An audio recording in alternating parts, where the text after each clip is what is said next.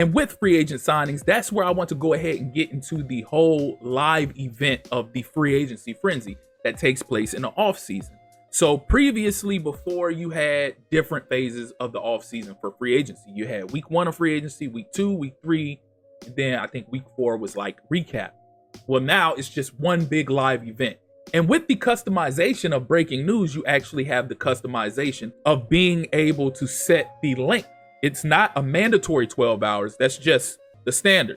You can set it for longer than 12 hours. You can set it for less than 12 hours. I think the least you can go is like 4 hours, if I'm not mistaken.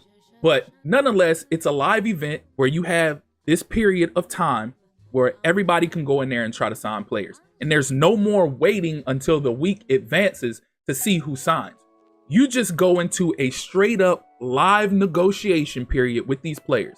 And again, it's not easy like it was before, where you could just offer this and they'll be like, I'll review this offer and then I'll get back with you. No, you're going back and forth with the player. And while you're going back and forth with the player, somebody else in your league can be going back and forth with the player as well. And depending on how those conversations go, whoever gets that player to commit first will get that player.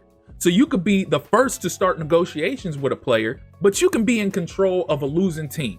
And said player might not be just looking for money, but might be looking for a contender.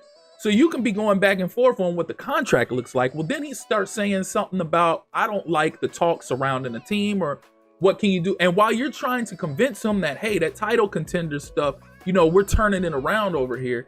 Somebody that is a title contender team might be negotiating with him, get the contract right, and they already have the title contender status. And it's too late for you, and they'll be done gotten them to commit to a contract. And then once they sign, they sign. And then you go on to the next free agent. There is no advancing of the week. You're doing all of this in a 12-hour period, or whatever period you decide to set for the free agency live event.